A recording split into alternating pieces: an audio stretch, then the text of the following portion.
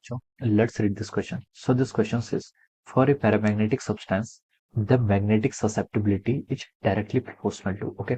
So option A में क्या given है टी टेम्परेचर, बी में गिवन है टेम्परेचर का स्क्वायर टी की पावर 2, सी में गिवन है टेम्परेचर से इंडिपेंडेंट यानी कि टी की पावर 0, डी में गिवन है टी की पावर -1. ओके. तो चलिए बच्चों, अब हम इस क्वेश्चन को स्टार्ट करते हैं.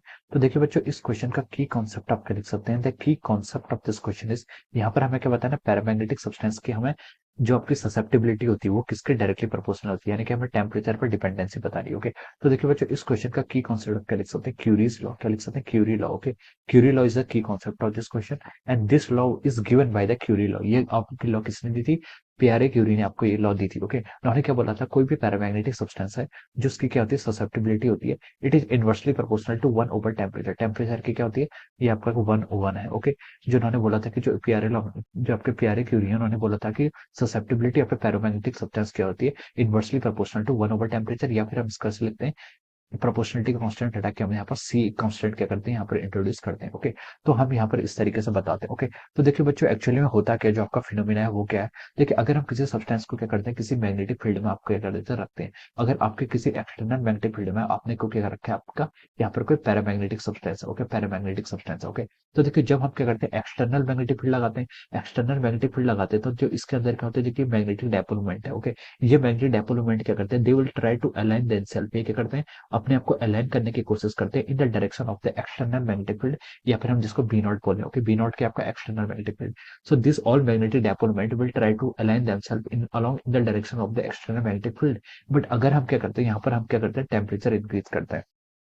अगर हम यहाँ पर टेम्परेचर इंक्रीज करेंगे तो टेम्परेचर इंक्रीज करने से क्या होगा, यहाँ पर आपका क्या होगा, वाइब्रेशन इंक्रीज होगा. टेम्परेचर इंक्रीज करेंगे तो जो आपकी थर्मल एनर्जी है उससे क्या होगा, आपका वाइब्रेशन एनर्जी बढ़ेगा. ओके. वाइब्रेशन बढ़ेगा तो हम बोल सकते हैं कि जो आपके क्या है, आपके जो यहाँ पर ये मैग्नेटिक डायपोलमेंट है, ये क्या करेंगे, आपके इनकी काइनेटिक एनर्जी क्या होगी, इंक्रीज होगी. इनकी क्या होगी, थर्मल काइनेटिक एनर्जी आएगी. अगर इनकी काइनेटिक एनर्जी इंक्रीज होगी तो हम बोल सकते हैं जो आपका क्या है, इंटेंसिटी ऑफ मैग्नेटाइजेशन वो क्या होगा, डिक्रीज होगा. इंटेंसिटी ऑफ मैग्नेटाइजेशन क्यों डिक्रीज होगा, क्योंकि इनकी जो टेंडेंसी होती है अलाइन होने की along the direction of the external magnetic field, वो क्या होगी, डिक्रीज होगी, क्योंकि इनके पास क्या आ जाएगी, काइनेटिक एनर्जी. तो हम बोल सकते हैं आपकी इंटेंसिटी ऑफ मैग्नेटाइजेशन क्या हो जाती है, आपकी इस केस में क्या हो जाती है, आपकी डिक्रीज हो जाती है. ओके. और हमें पता है कि ससेप्टिबिलिटी और इंटेंसिटी ऑफ मैग्नेटाइजेशन को कैसे डिफाइन करते हैं, I divide by H. Okay. यहाँ पर हम आई के ऊपर वेक्टर का यूज नहीं करेंगे. ओके.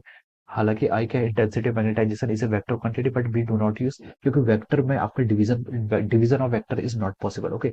या फिर हम इसको ऐसे लिख सकते हैं, I is equal to susceptibility times magnetic field. This is correct, but हम आई वेक्टर और एच वेक्टर नहीं लिख सकते, बिकॉज मैथमेटिकली वो क्या हो जाएगा, आपका रॉन्ग हो जाएगा. ओके. तो देखिए, ससेप्टिबिलिटी क्या होती है, इस तरीके से आपको डिफाइन करती है. तो देखिए, अगर आप क्या कर रहे हैं, टेम्परेचर इंक्रीज कर रहे हैं, तो उससे क्या हो रहा है, आपका इंटेंसिटी ऑफ मैग्नेटाइजेशन डिक्रीज हो रहा है. इंटेंसिटी ऑफ मैग्नेटाइजेशन डिक्रीज होगा तो हम बोल सकते हैं आपकी जो ससेप्टिबिलिटी है ये क्या करती है, आपकी डिक्रीज करती है. Okay. So with the increase in temperature, temperature increase करने के साथ आपकी इंटेंसिटी ऑफ मैग्नेटाइजेशन डिक्रीज हो रही है और आपकी ससेप्टिबिलिटी क्या हो रही है, डिक्रीज हो रही है. तो हम बोल सकते हैं कि ससेप्टिबिलिटी और टेम्परेचर ये क्या होगा, आपका इनवर्सली प्रोपोर्शनल होता है, जो ये आपको इस रिलेशन से यहाँ पर मिलता है. Okay. Which we will get through this relation. Okay. Susceptibility क्या होता है, ससेप्टिबिलिटी होता है कि अगर आपने कोई मैग्नेटिक इंटेंसिटी एच अप्लाई किया हुआ है. ओके. अगर हम लो मैग्नेटिक इंटेंसिटी में आपका कोई सब्सटेंस है, वो कितना ज्यादा क्या हो रहा है, मैग्नेटाइज हो रहा है, this is called susceptibility. Okay. अगर आपकी अप्लाइड मैग्नेटिक या फिर अप्लाइड जो आपका मैग्नेटिक फील्ड है, ओके, या फिर मैग्नेटिक इंटेंसिटी है, इंटेंसिटी ऑफ फील्ड आपका बेसिकली सेम होता है, बस डिफरेंस ये है कि आपका मैग्नेटिक फील्ड जो होता है वो क्या होता है, आपका मीडियम पर डिपेंड करता है, और इंटेंसिटी आपकी क्या होती है, इंडिपेंडेंट ऑफ द मीडियम होती है. ओके. तो अब मैग्नेटिक इंटेंसिटी की आपकी अगर आप कम कितनी लेस मैग्नेटिक इंटेंसिटी में आपका सब्सटेंस कितना ज्यादा क्या हो रहा है, आपका मैग्नेटाइज हो रहा है, उसे हम क्या बोलते हैं, आपको ससेप्टिबिलिटी बोलते हैं. ओके. तो हम यहाँ पर से देख पा रहे हैं कि टेम्परेचर इंक्रीज करने से आपकी इंटेंसिटी ऑफ मैग्नेटाइजेशन डिक्रीज हो रही है, आपकी क्या हो रही है, ससेप्टिबिलिटी भी डिक्रीज हो रही है. ओके. तो जो रिलेशन आया था वो क्या था, यहाँ पर ये आया था. Okay. This is called curies law. इसको हम क्या बोलते हैं, आपका क्यूरीज लॉ बोलते हैं. C is called our Curie's constant. और एक चीज का ध्यान रखना है, यहाँ पर जो आपका टेम्परेचर होता है, it always be in the kelvin, ये आपका केल्विन में ही होना चाहिए. ओके. तो हमसे क्वेश्चन में जस्ट ये पूछा कि for paramagnetic substance the magnetic susceptibility is directly proportional to, किसके डायरेक्टली प्रोपोर्शनल बोला है, तो हम बोलेंगे कि ये किसके डायरेक्टली प्रोपोर्शनल हो जाएगा, इस directly proportional to temperature inverse T की पावर -1 के. ओके. तो ये आपका किसमें मैच कर रहा है, it is matching with the option D.